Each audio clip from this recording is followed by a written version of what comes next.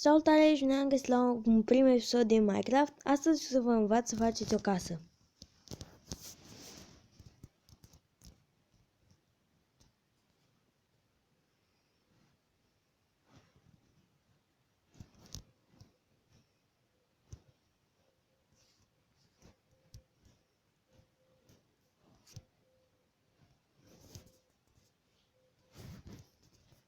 O las așa. Like.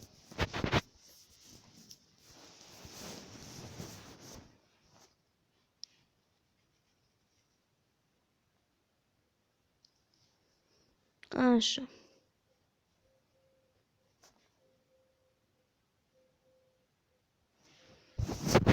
Și acum o să fac o casă din lemn.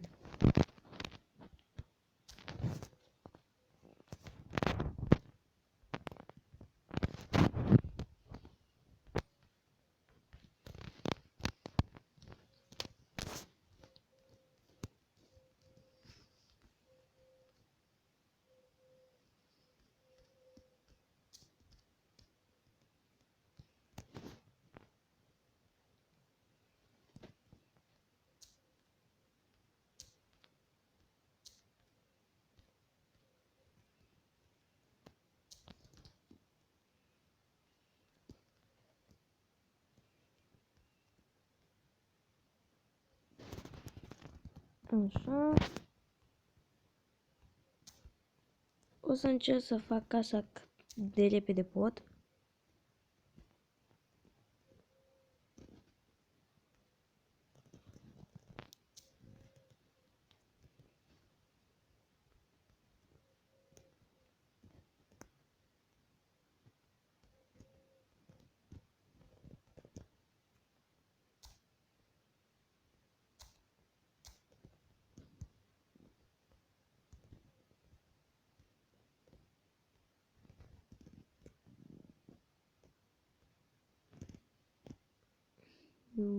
Aici am greșit.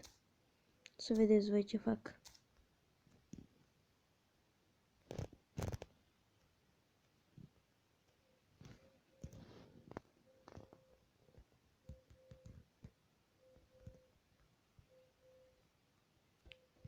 Așa.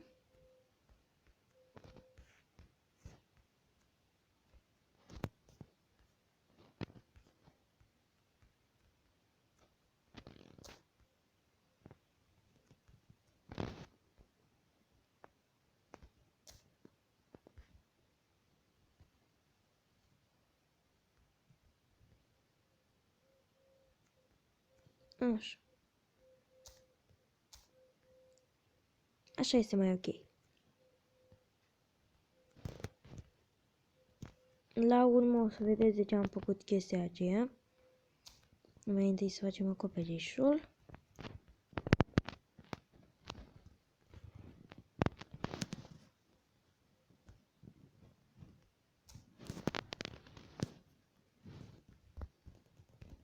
Așa.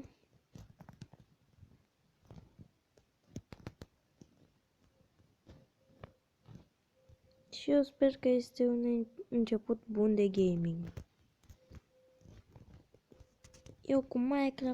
Eu încep pur și simplu cu Minecraft.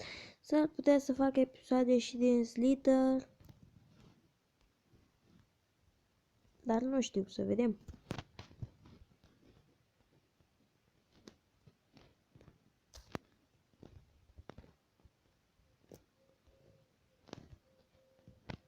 O să mai fac episoade cu jocuri. Nu știu exact ce jocuri. Acum sunt la început, dar o să vedem.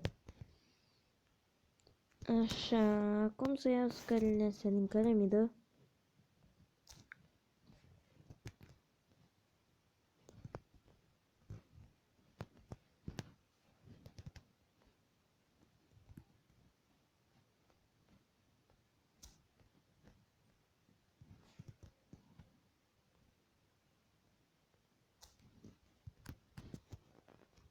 Așa.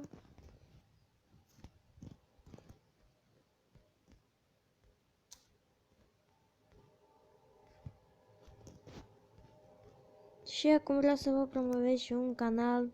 Dacă vă uitați pe canalul meu, nu uitați să lăsați, la sfârșit nu uitați să lăsați, după ce vă vedeți episodul, nu uitați să lăsați și un like, subscribe și atât. Share nu prea vreau, dar dacă doriți, mie nu-mi place să dau share la niciun videoclip, dacă vă place vouă dați. Eu nu vă zic să dați share, da?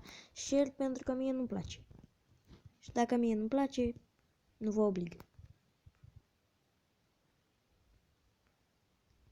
Ce ție nu-ți place, altuia nu-i face. Deci, de aceea nu vă spun să dați. Decât că dacă vă place seria mea de Minecraft și mai vreți episoade,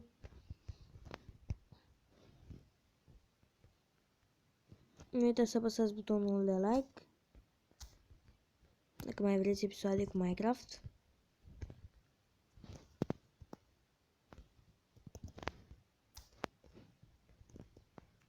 Și eu am YouTuber la care mă uit. Dacă doriți să vi promovez, dacă vă doriți să vi spun, eu, YouTuberii mei.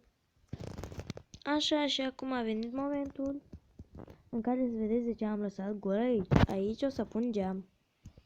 Mie nu-mi place să pun geam subțire, eu pun geam cub.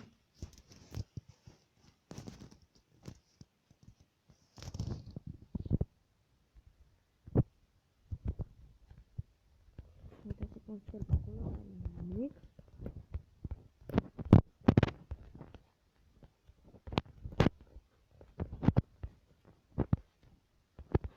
Așa. Nu. Acolo aici. Și poate vă întrebați de ce Minecraft-ul meu nu are sonor. Am avut o problemă la instalare și nu are sonor. Am încercat să le instalez de mai multe ori, dar nu vrea cu sonor. Așa că o să jucăm fără sonor. Dacă doriți. Porcule, pleacă de aici. Nu primesc porci în casă, pentru că noi e o corcină aici.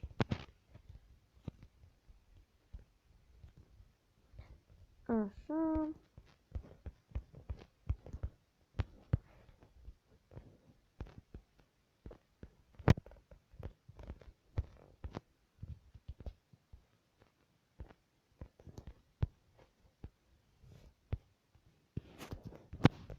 Stați un pic. Am uitat ceva.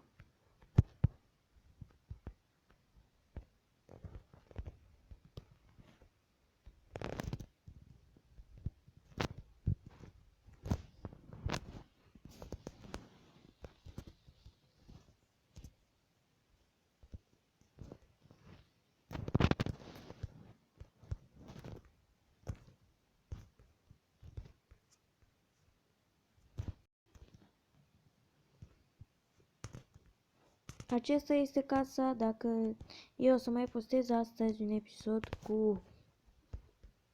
episod cum fac eu în interiorul. Asta este casa, dacă vă place, nu uitați să lăsați un like. Cu voi a fost George, iar noi ne revedem data viitoare. Pa, pa!